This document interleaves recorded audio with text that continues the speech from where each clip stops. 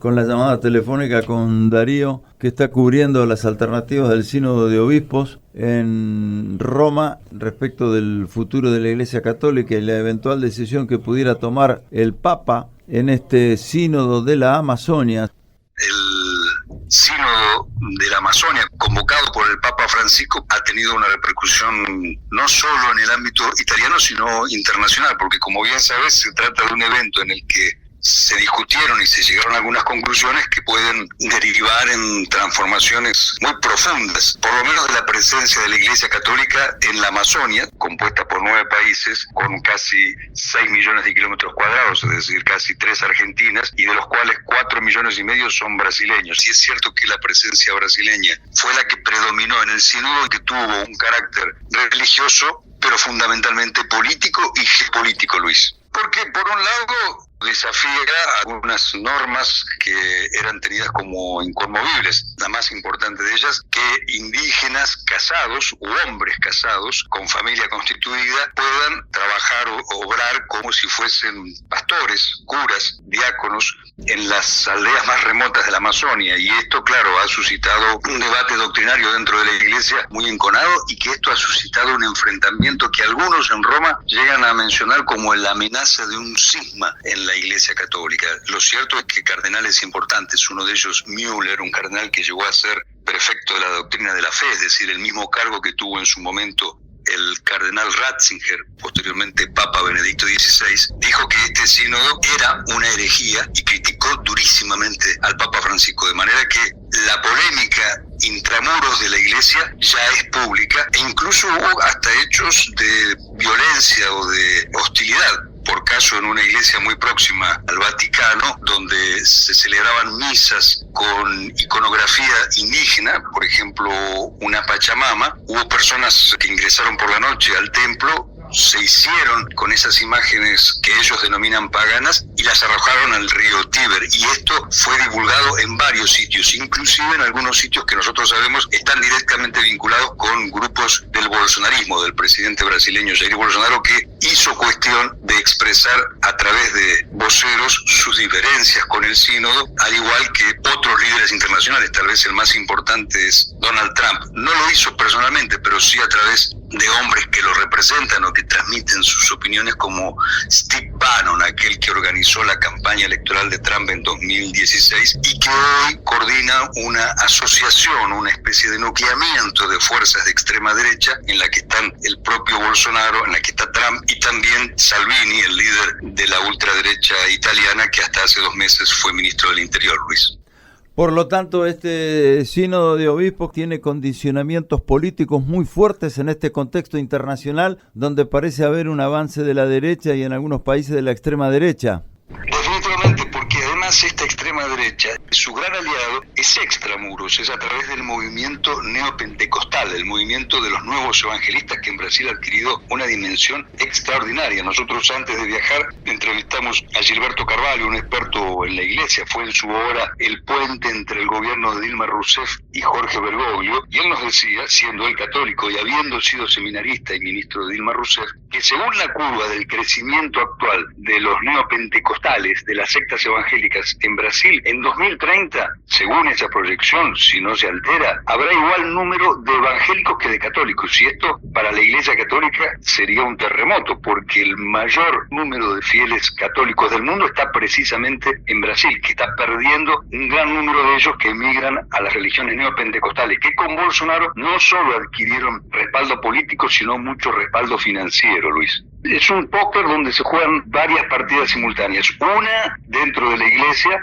algunos dicen que este sínodo pudiera ser comparable, en grado menor, pero comparable a otros momentos críticos de la iglesia, a otros momentos no de ruptura, pero sí de transformación profunda, pero también por fuera de la iglesia, a través de los evangélicos. Y dentro de la iglesia, estos grupos están creando una fuerza disidente con una estructura económica impresionante. Por ejemplo, compraron un monasterio a pocos kilómetros de Roma, que ellos mismos lo definen como una escuela de cuadros de la iglesia de posiciones más ortodoxas, más tradicionales. Y allí forman no solo religiosos, sino también laicos, para dar esa disputa. Por tanto, se trata de un plano intracatólico y un plano extracatólico a través de los evangélicos, y con todo un plano geopolítico, porque la suerte que corra la Amazonia, Luis, como sabemos bien, puede ser la suerte que corre la geopolítica de América del Sur. Es una zona vital, no solo por sus recursos en agua y en biodiversidad, sino por su ubicación geopolítica, ¿no? Por lo tanto, diríamos que estamos ante la presencia de un momento crucial para el papado de Francisco de Bergoglio. Definitivamente sí, lo que se observa es que los debates habitualmente en la iglesia suelen ser mucho más contenidos, mucho más soslayados, ahora son a cielo abierto y que en algunos casos tienen la característica de confrontación, de choque, y que los vaticanistas precisamente dicen que este es un momento crítico. Algunos llegan a compararlo con aquellos momentos vividos a inicios de la década del 60, con el Concilio Vaticano II, con Juan XXIII, es decir, que los movimientos de Bergoglio en la iglesia a esta hora pudieran tener esa magnitud, es decir, una magnitud casi de catacumba. ¿Y por qué uso la palabra catacumba? Porque durante el sínodo hubo un encuentro de las catacumbas, así se lo llamó, en el que participó un cardenal muy próximo a Bergoglio, el cardenal Claudio Gómez, entre paréntesis también un cardenal muy vinculado al expresidente Luis Ignacio Lula da Silva, en el cual se hizo una suerte de manifiesto. Se acordó refundar la Iglesia Católica o reorientar la Iglesia Católica con prioridad en el compromiso con los pobres.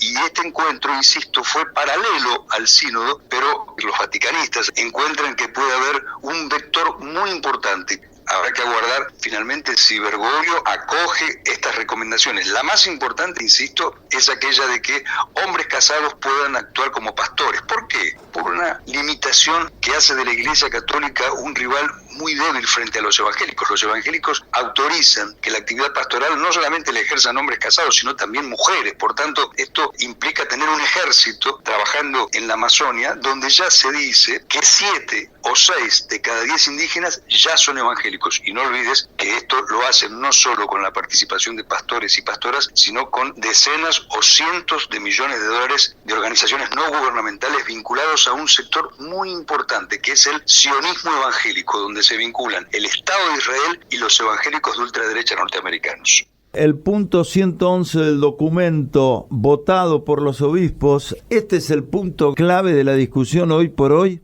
Exactamente, Bergoglio, que convocó a sectores de la iglesia más afines a su apostolado, ni siquiera logró tener una mayoría absoluta. Claro que obtuvo el porcentaje de votación necesaria como para que esa recomendación pueda ser analizada, porque si hubiera obtenido menos de ese porcentaje, ni siquiera el tema prosperaba. Otro punto es el de conceder más presencia, más atribuciones a las mujeres en la iglesia. Esto pone en el centro de la discusión el significado del papado de Bergoglio, de Francisco, puertas adentro de la Iglesia Católica.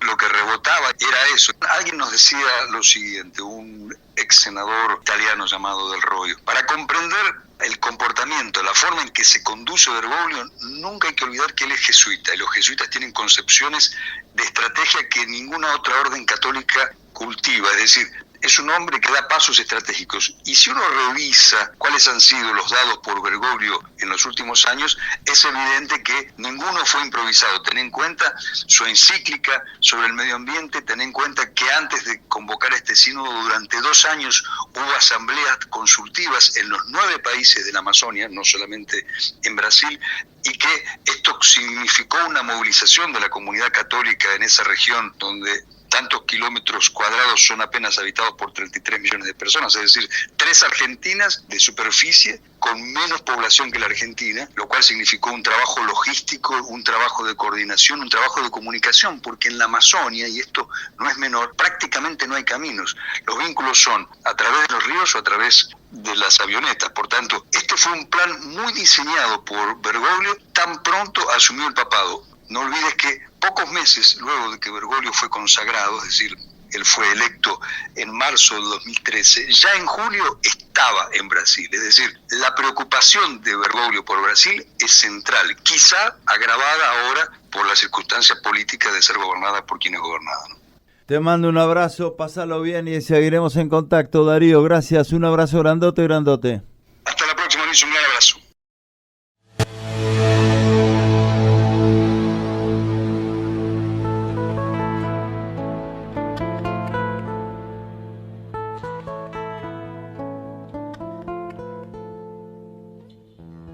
the sorrow all through our splendor.